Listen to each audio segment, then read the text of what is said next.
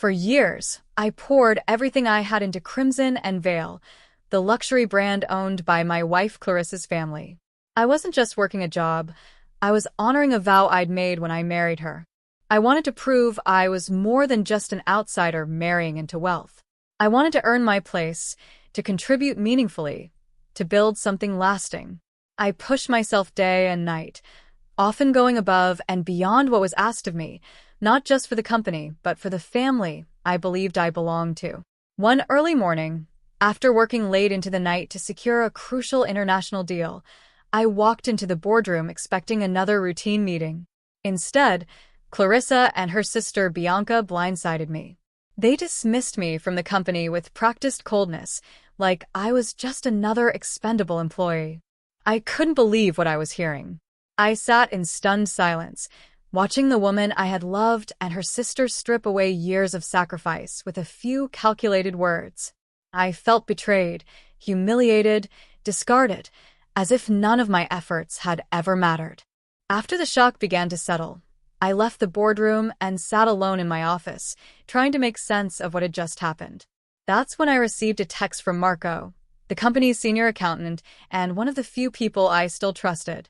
"Check your original contract," he wrote. "There's something they've forgotten." His message sparked something in me. I pulled out the employment contract I'd signed years ago, the one Clarissa's father, Raphael, had overseen himself. As I read through the dense legal language, something caught my eye, a merger clause hidden within a footnote. It named me co-chairman of a subsidiary that managed the company's intellectual property. It was more than just a title. It gave me control over a major portion of the company's assets, including trademarks, patents, and licensing agreements. That discovery lit a fire inside me. I wasn't as powerless as they thought. I had legal rights, real ones, and they had acted without realizing the consequences. I chose not to reveal what I'd found. Instead, I watched in silence as the consequences of their hasty decision began to ripple through the company. Within days, chaos spread across Crimson and Veil. Clients were unsure who to contact. Suppliers grew nervous. Approval stalled. Everything I had managed was now hanging in limbo. Without my oversight and connections, the company began to fracture. I knew they were feeling the pressure, but I stayed quiet. Clarissa and Bianca had made their move. Now it was my turn. When Raphael, Clarissa's father and the company's founder, found out about the firing, his reaction was explosive. He summoned them both, demanding to know how they could make such a reckless decision without consulting him. He understood the severity of what they'd done far better than they did.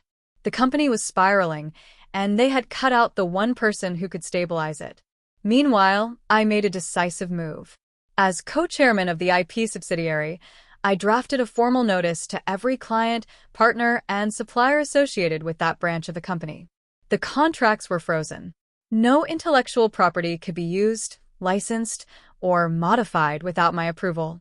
I didn't issue threats. I simply used the authority I legally held. The silence from their end was deafening. They hadn't seen it coming. Raphael reached out soon after. He asked to meet privately. When we sat down, I saw something different in his eyes. Respect, maybe even regret. He offered me the role of executive chairman of the intellectual property division. It was a powerful position, one that gave me full control over the company's core assets. More importantly, it sidelined Bianca, who had long opposed my presence in the company. Suddenly, the balance of power had shifted.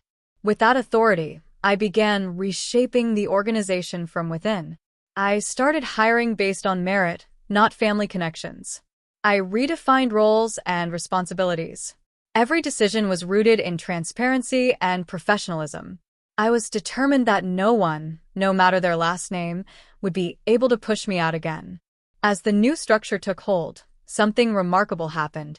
Crimson and Veil began to flourish. Clients returned, reassured by the new leadership. Operations that had stalled were back on track. The company began to thrive under a vision that prioritized talent, accountability, and integrity. But I wasn't done yet. I went a step further and worked with legal advisors to draft a new set of bylaws. These rules weren't just about protecting my role. They were designed to safeguard the company's future. No more backroom power plays. No more family feuds threatening the business. I wasn't going to let history repeat itself. Through all of this, I changed too. I'd walked into that boardroom as a loyal, hardworking husband who believed that love and trust were enough. I walked out of it humiliated, but not broken.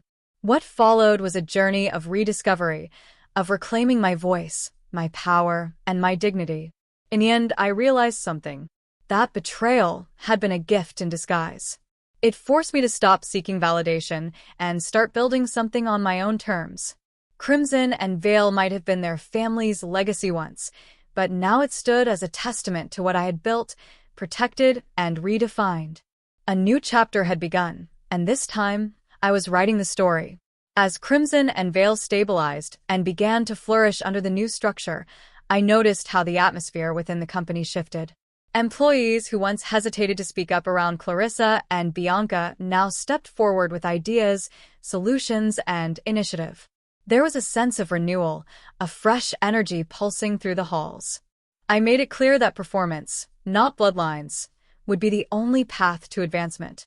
It wasn't about revenge anymore. It was about building something that would last, something real. Clarissa avoided me for weeks after the dust began to settle. I could sense the weight of her silence, the same way a storm lingers in the air before it breaks. When we finally crossed paths in a meeting with the board, her composure cracked ever so slightly. Her voice was calm, but her eyes betrayed the uncertainty beneath the surface. She didn't apologize, but she didn't try to challenge me either. That silence was enough. I had become someone she could no longer control, no longer predict. Bianca, on the other hand, resisted the change openly. She lobbied against the restructuring, tried to sow doubt among loyal clients, and even attempted to undermine my authority through back channels. But none of it worked. The new bylaws made it impossible for her to act without consequences. The people around her had grown tired of her entitlement. Eventually, Raphael stepped in and reassigned her to a non-strategic role. She had gone from one of the most powerful voices in the company to a figurehead with no real influence. Raphael and I developed a surprisingly strong partnership in the months that followed. He was still the patriarch, still proud and sharp, but he saw in me a kind of drive that reminded him of himself when he first built the company. We didn't always agree, but there was mutual respect.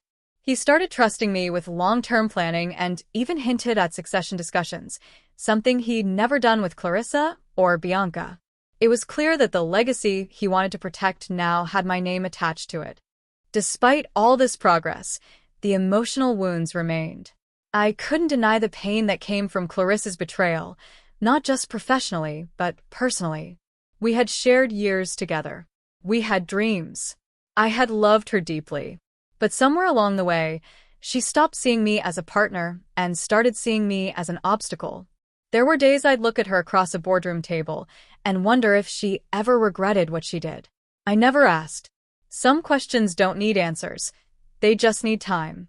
Outside of work, I began to rebuild my life as well. I reconnected with old friends I'd pushed aside while trying to prove myself in the world Clarissa had pulled me into. I started exercising again, reading more, traveling for inspiration and clarity. Slowly, the man I had been before the company, the man who had ambition, humor, and heart, started to reemerge. I didn't want to be consumed by bitterness. I wanted to live fully, honestly, and on my terms. Eventually, I made a final set of changes to Crimson and Veil's structure. I created an innovation lab focused on developing sustainable materials and ethical production methods. I invited young designers, thinkers, and creatives from underrepresented backgrounds to collaborate with us. The brand started to evolve from a symbol of elitism to one of vision and inclusivity. It became something bigger than its origins, something future-focused, grounded in values I believed in. Looking back now, I realized that the day I was fired wasn't the end of my story. It was the turning point. I had to lose everything, the trust, the title, the illusion of safety, to find what truly mattered. I found my voice. I found my strength. And most importantly, I found the courage to define success for myself. Crimson and Veil continues to grow, but I no longer chase approval from those who never truly saw me. I walk into the office every day with my head held high, knowing that this legacy, this rebirth, was forged in the fire of betrayal, but shaped by resilience.